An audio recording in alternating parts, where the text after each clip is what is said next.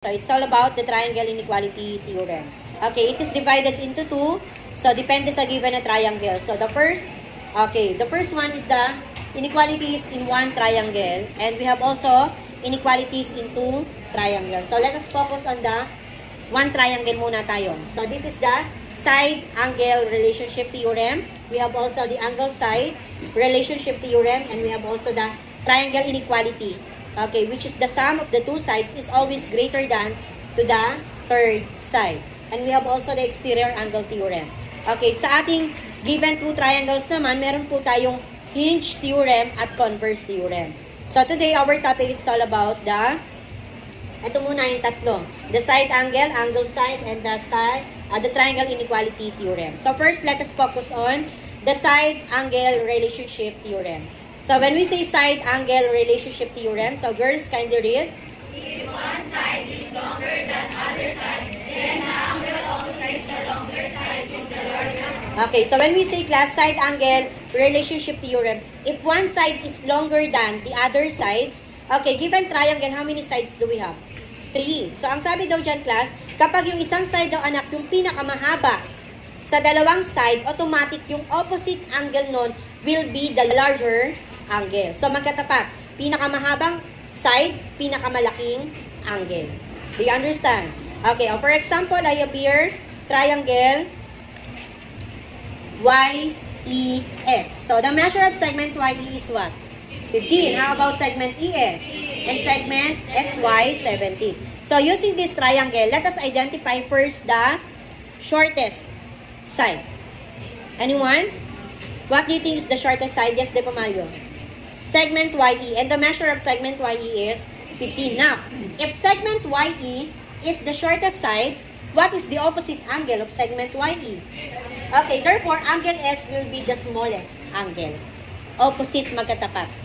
Kung ito yung pinakamaikling side, automatic yung opposite angle niya naman yung pinakamaliit na angle. Do you understand? Now, what is the next? After 16, yes, Marquez. Oh, sorry, after 15, what's next? Marquez? Segment?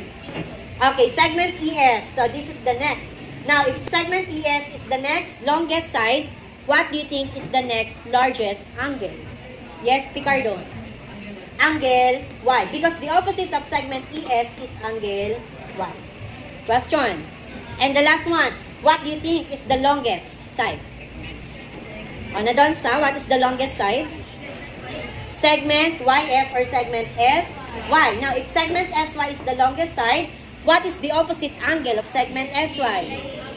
Angle E. And angle C is also known as the largest angle. Do you understand? Because the opposite of the longest side is the largest angle. Now, based on the given table, let us sort this from longest to shortest side. When we say longest, pinaka mahaba, paliit, or paikli. O dito, sort the given side from longest to shortest. Segment SY and segment ES and segment E. Okay, very good. So, this is the longest side, segment SY, followed by segment ES, and followed by segment YE. Now, after that, sort the angle from largest to smallest. E, Pamalyo? Okay, so any question? Again, what is the longest side?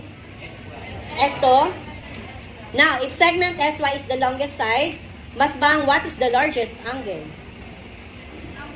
Angle E. Because the opposite of segment SY is angle E. Question. Let us try another example. Okay, so, another triangle we have. What is the name of the given triangle? Based on the measurement. Triangle. Very good. Triangle ISA. Bakit po, ma'am? ISA. ISA. 10, 20, and 22. Therefore, the name of the given triangle is triangle ISA. Okay, after naming the triangle, let us identify first what is the shortest side.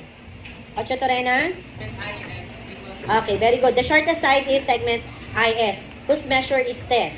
Okay, now, if segment IS is the shortest side, what is the smallest angle?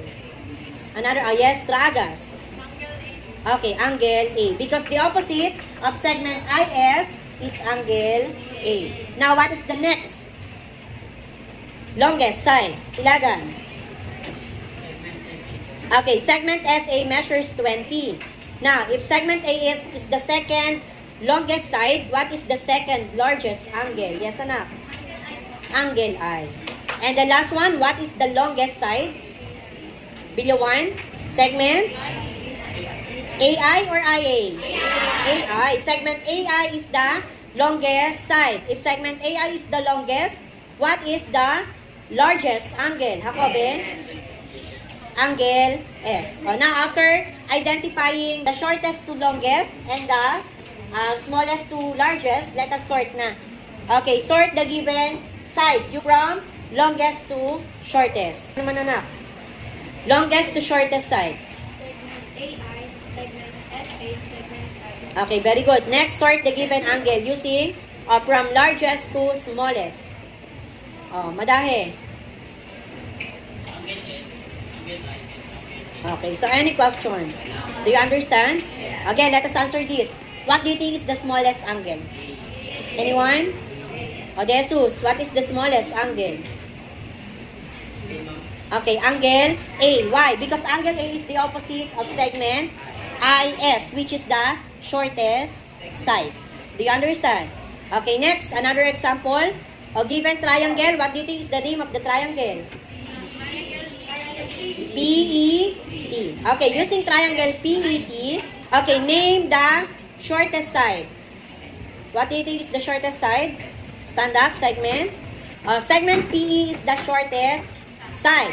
If segment PE is the shortest side, what is the smallest angle? Angle T. If segment PE is the shortest side, okay, automatic, the opposite of segment PE, which is angle T, that is the smallest angle. Okay, huwag kayo malilito anak sa side at angle. Pag sinabi nating side, longest or shortest yon. Haba ang pinag-uusapan, length. When we say angle, largest to smallest. Okay, now, if segment PE is the shortest side, what is the next? Longest side. Padap-padap tayo. Oh, now, if segment ET tayo is the second longest side, what is the second largest angle?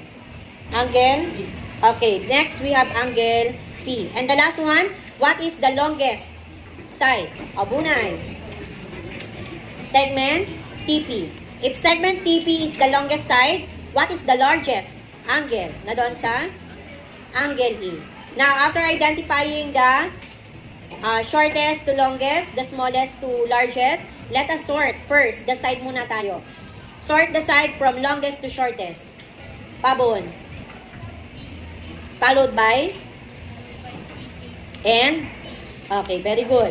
How about the largest to smallest angle? Kana. Okay. Any question about the side angle relationship theorem?